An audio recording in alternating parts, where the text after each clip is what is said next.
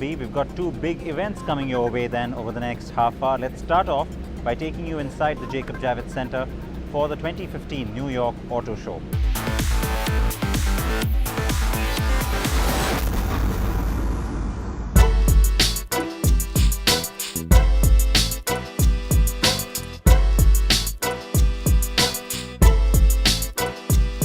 The most significant debut at the New York show is undoubtedly the Jaguar XF.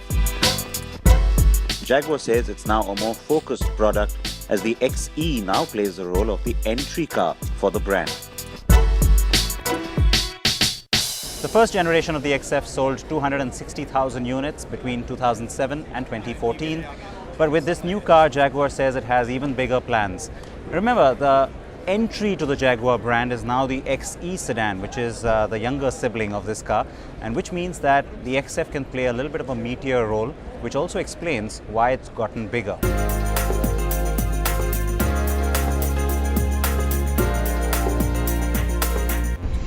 Yeah, the other thing I had to be very aware of was it had XE sitting kind of below it, its little brother, you know, and that takes on the mantle of being the sports sedan in a much more obvious way. Whereas this car could become a little bit more grown up, a little bit more sophisticated, and do a slightly different job. And that's exactly what we've done. And it was very comfortable for me to design the car with the team the way we did, knowing the XE was there. If it hadn't been there, this might have been a different car. You have a very wide portfolio now. You've added what was very necessary, the XE as well, into the Jaguar end of it. Is there now a specific area you think you need to also focus on from a segment point of view? We have indeed expanded our product portfolio vertically and horizontally up to a certain degree, but in comparison to the very big car companies who sell millions of cars, we are still a very, very small company and deliver special vehicles to very special customers. Overall in the automotive business, there's only one element of importance. It's product, and it's product. And therefore we have to make sure that all elements of this car or modules of the car are really state of the art.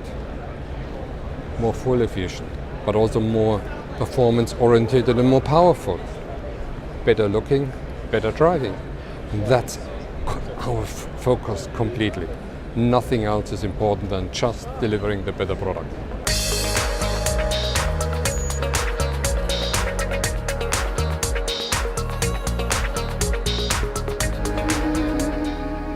It's a 51mm increase in its wheelbase that makes the cabin a lot roomier. I'll take you inside in just a second, but I also want to tell you that the car is overall lighter than the previous generation.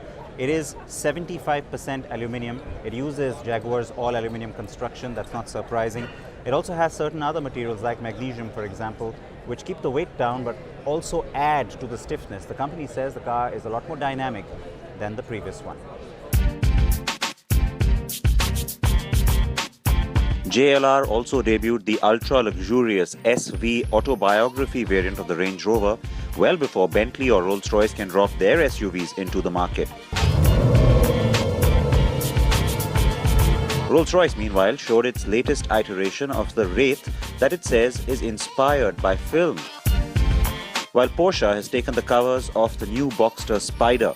It is the lightest and most pure expression of the Boxster yet, with 375 bhp on tap, which is 45 more than the previous range-topping Boxster GTS that just came out in Geneva.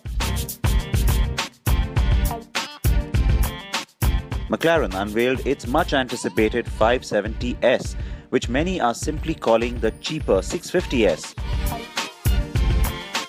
It's about $100,000 cheaper, but it still uses the same 3.8-litre twin-turbo V8 as the 650S, but with reduced output of 562 bhp. The American full-size luxury sedan is making a comeback. Cadillac has launched the CT6 flagship sedan at New York.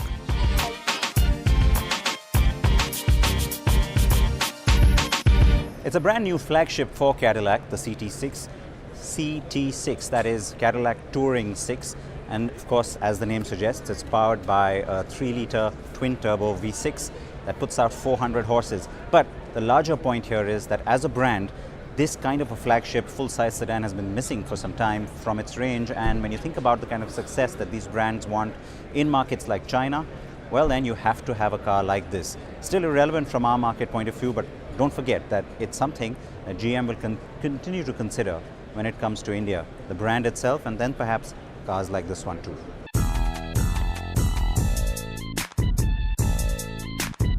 GM also showed the Buick Avenir concept that we also saw at Detroit, built on the same platform as the CT6, and expect that to become a production car soon. So will the Lincoln Continental. Lincoln is reviving the old nameplate and has also shown a concept that now hints at a production flagship sedan. The Continental is turning heads, though it looks a touch over-styled to me. Chevrolet also debuted the majorly updated Malibu midsizer at the New York show. Chrysler is showing the updated 300S with 363 horses. Looks great in red too, huh? The Dodge Viper always looks great, but just take a closer look at this one. As if 645 horses on a V10 SRT engine 8.4 litre wasn't enough reason to buy one of these already, well, now Dodge says it's giving the consumer 25 million more reasons. That's how many times you can actually customize this car. That's the kind of option that the company is now offering. And it's what's being called the one-of-one Viper. And you've also got 8,000 exterior colors to choose from. You're seeing a smattering of those colors right here on this one car.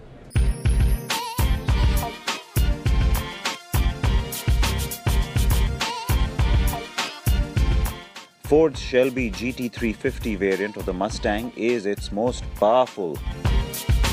5.2-litre V8 with 500 horses, a 6-speed manual and a torsion rear differential. Standard. Toyota is showing an updated version of its FT1 concept sports car, first seen in Detroit in 2014, and its Mirai fuel cell and weird FV2 mobility concept are also getting lots of attention. I still think this red sporty version is how our Indian Corolla should also look, instead of the chromey affair that we have. Another car I'd love to see along with the brand too is the Mazda CX-3 compact SUV. Perfect compact proportions and great looks. Rival Honda has shown the prelude to the 10th generation of the Civic in a shocking neon green. Still no word of the Civic returning to India. Now there's one car that's almost guaranteed to get a smile on your face. It's always been the Volkswagen Beetle. Well, here in New York, the company is giving you 4 new reasons to smile.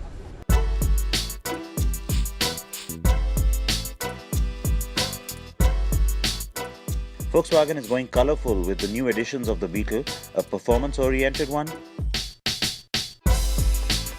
an orange beach buggy, one in pink with interiors to match, and my favorite, the blue denim-topped convertible with stitching to match your jeans on the inside.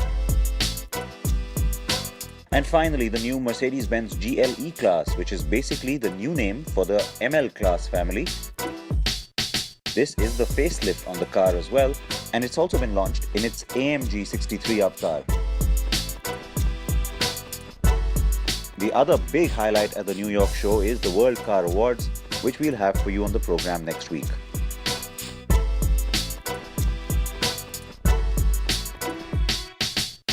Now here's a car you know, it's the X3 SUV. We've also taken you to its production plant, remember. But there's a car that we showed you last year from the Paris Motor Show that I want to talk about here at the BMW stand, and here it is. It's the X4. Now, BMW isn't considering this car for India, but I don't understand why that is, because if you think about it and the kind of success that Audi has had in India with its SUV range, BMW certainly would like a bigger piece of that pie, and so why not bring in something like this? It's quite a differentiator in terms of its shape. The X6 has been available in India for some time, so people recognize that as a very typical BMW brand sort of an identity. So why not cash in on that, bring in a product like this, price it fairly close to the X3 and try and look at larger volumes. Would you like to see it driving in? I'd like to hear that from you. On that note, I'm going to slip into a very short break here on CNB. We've been bringing you all the highlights from the New York Auto Show. React to that and join us after this break.